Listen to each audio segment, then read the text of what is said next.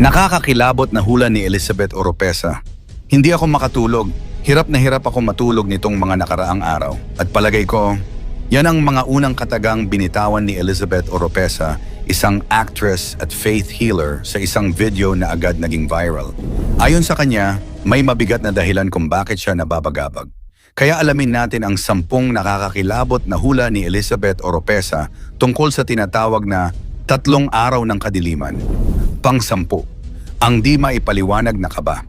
Ayon kay Elizabeth, ilang gabi na siyang hindi makatulog. Pakiramdam niya raw ay may mabigat na mangyayari at hindi lang siya ang nakakaramdam nito. Ang sabi niya, palagay ko hindi lang ako. Kasi nga po yung human resonance, may kinalaman po ito sa 3 araw ng kadiliman.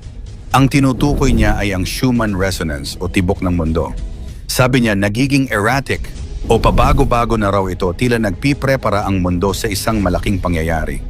Pang-9, ang tumitigil na tibok ng mundo. Dagdag pa ni Elizabeth, may mga pagkakataon na ang tibok ng puso ng mundo ay tumitigil. Hindi pa po yan nangyari noon, pero nangyayari ngayon. Para sa kanya, senyales daw ito ng pagbabagong hindi natural, parang may cosmic imbalance na nagaganap. Pang-8, ang kasamaan ng mundo. Mabigat ang tono niya rito. Ang kinalulungkot kasi ng langit kaya magdidilim ay dahil labis-labis na ang kasamaan.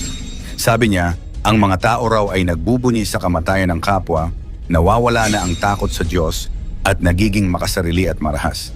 Para kay Elizabeth, ito raw ang dahilan kung bakit paparusahan ang mundo. Pang-7, ang 3 araw ng kadiliman, ito ang pinakaugat ng lahat ng kanyang sinabi. Alam ko na po ang 3 araw ng kadiliman. About 30 taon na ang nakakaraan. Sabi niya, matagal na daw itong propesiya at hindi lang TikTok o social media invention. Binanggit pa niya ang pangalang Vasula Ryden, isang mystic na matagal nang nagsasalita tungkol sa madilim na propesiya. Para kay Elizabeth, hindi siya nag-iimbento. Matagal na raw niya itong pinaghandaan. Pang-6, Disyembre 21 at ang solar storm. Ito raw ang tinutukoy ng marami ngayon, ang petsang Disyembre 21 kung kailan posibleng magsimula ang 3 araw ng dilim. Ayon sa kanya, magkakaroon ng napakalalang solar storm. Pagkatapos, unti-unting magdidilim ang mundo. Hindi raw sigurado kung ito na talaga, pero sa kanyang pakiramdam, dapat handa tayo. May ilang scientificong ulat din sa solar storms ngayong taon, pero walang kumpirmasyon na magdudulot ito ng 3 araw ng kadiliman. Pang-5, ang paghahanda. Ito ang parte ng kanyang babala na naging viral. Maghanda po kayo ng maraming tubig, posporo, at kandilang sagrado. Kasi lahat ng kuryente, kahit solar, hindi aandar. Para sa kanya, ang mga ordinaryong kandila raw ay hindi sapat. Dapat binasbasan o sagrado ang gagamitin. At kung may mga gamot o maintenance, dapat daw mag-stock na ngayon pa lang. Pang-4, ang kaguluhan sa labas. Ito ang nakakatakot na bahagi ng kanyang kwento. Magkakaroon po ng riots, looting, papasukin ng masasama ang mga bahay-bahay. Sabi ni Elizabeth, sa 3 araw ng kadiliman, magkakaroon ng kaguluhan dahil sa takot at kakulangan ng pagkain. Kaya't dapat daw ay manatili sa loob ng bahay, sarado lahat ng bintana at huwag bubuksan kahit may kumatok. Pang-8, ang panlilinlang ng mga demonyo. Isa ito sa mga pinakakilabot na detalye. May gagayahin silang boses ng inyong mahal sa buhay, huwag ninyong bubuksan ang pinto. Ayon sa kanya, gagamitin daw ng masasamang espiritu ang tinig ng mga kilala natin para pumasok sa ating tahanan. Sabi pa niya, pag binuksan mo, mamamatay kayong lahat. Kaya para sa kanya, ang panalangin at pananampalataya lang ang magiging proteksyon ng mga tao. Pangalawa, ang walang hanggang pagsisisi. Nagbigay siya ng matinding paalala, paanong hindi magagalit ang langit. Sumobra na ang pagkaganid natin. Hindi drugs lang ang nakaka-addict, pati pagsisinungaling, sex at pagnanakaw. Ang mensahe niya ay hindi lang tungkol sa takot, kundi pagsisisi at pagbabago. Para kay Elizabeth, kung mangyari man ang dilim, ito ay babala na dapat balikan ng tao ang kabanalan.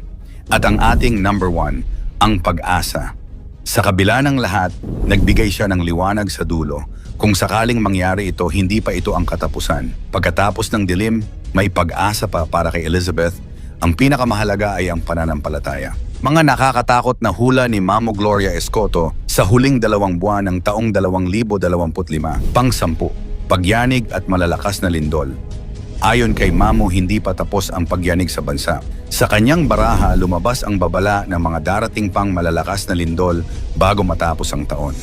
Pinakaapektado raw ang mga lugar sa Visayas, gaya ng Samar, Leyte, Cebu at Bohol. May posibilidad din daw na maramdaman ang mga pagyanig sa Luzon, kabilang na ang Metro Manila. Ngunit nilinaw niya, hindi pa ito the big one pero malakas pa rin kung sakali. Isang paalala na kahit hindi ito pinakamalakas, sapat na para magdulot ng takot at pinsala kung hindi magiging handa ang mga tao. Pang-siyam, malalakas na bagyo at pagbaha. Hindi lang lindol, kundi pati kalikasan daw ay magpaparamdam.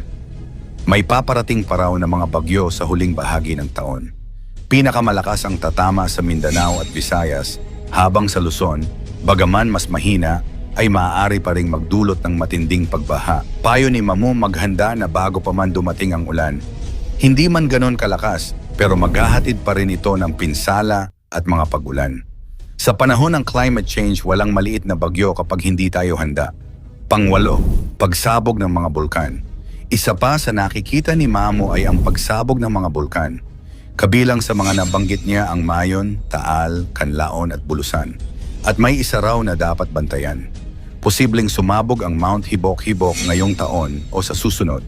Bagaman hindi tiyak, malaki raw ang posibilidad ng pag-aktibo ng mga bulkan bago matapos ang taon, kaya payo niya, maging alerto sa mga ulat ng PHIVOLCS. Pang-7, aksidente sa eroplano. Sa baraha rin ni Mamo, nakita niya ang posibleng pagbagsak ng mga eroplano, lokal man o international. Ito raw ay maaaring mangyari bago matapos ang taon at magdulot ng malaking pagkalugi ng buhay at trahedya. Hindi raw ito unang beses na nakita niya ang ganitong pangitain at bagaman mahirap tanggapin, isang paalala ito na maging maingat sa paglalakbay sa mga darating na buwan. Pang-6, paglubog ng isang cruise ship. Nakakita rin si Mamo ng malaking barkong lulubog, isang cruise ship na magpapaalala sa trahedyang Titanic. Ayon sa kanya, maraming buhay ang maaaring mawala at magaganap ito sa labas ng bansa. Kung totoo man ito, isa na naman itong trahedyang magpapaalala kung gaano kahina ang tao sa harap ng kalikasan. Pang-5, pag-iyak ng mundo. Isa sa pinakamatindi niyang nakita ay ang tinawag niyang pag-iyak ng buong mundo. Ayon kay Mamo, posibleng lumitaw ang bagong sakit o pandemya na magpapabigat sa damdamin ng maraming bansa. May bagong sakit bago matapos ang taon, parang babala ito ng kalikasan sa sangkatauhan. Bagaman hindi pa malinaw kung gaano kalala, sapat na ito para maging maingat muli ang lahat. Pang-4, sunod-sunod na trahedya. Sabi ni Mamo, mukhang puro trahedya ang darating sa huling 2 buwan ng taong 2025. Ang kombinasyon ng lindol, bagyo at bulkan ay maaaring magdulot ng sunod-sunod na kalamidad. Payo niya sa lahat, laging maging alerto at handa. Ang mga trahedyang ito, sabi niya, ay hindi upang takutin tayo, kundi upang magising at maghanda sa anumang darating. Pang-8, kaguluhan sa politika. Pagdating naman sa politika, sinabi ni Mamo na maraming baliktarang pangyayari ang maaaring maganap. Lahat absuelto at mababaliktad ang mga pangyayari. Posibleng may mga kasong malalabas, mga pangalan na babaligtad, at mga isyong magpapainit muli sa eksenang politikal bago matapos ang taon. Ayon sa kanya, sa kabila ng lahat ng ito, may mga taong patuloy na lalaban at babangon. Pangalawa, panandali ang pag-asa. Kahit puno ng negatibong pangitain, binigyang liwanag pa rin ni Mamo ang darating na taon. Kahit papaano mga loves ko, magiging maayos ang ating buhay sa taong 2026. Ayon sa kanya, posibleng bumalik ang sigla ng ekonomiya at muling magbigay ng pag-asa sa mga Pilipino. Bagamat puno ng pagsubok ang pagtatapos ng taon, may bagong simula raw na darating. At ang ating number 1, paalala ni Mamo sa lahat.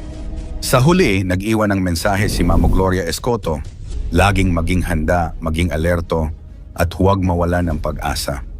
Ayon sa kanya, lahat ng ito ay paalala lamang na ang tao ay walang kontrol sa lahat ng bagay.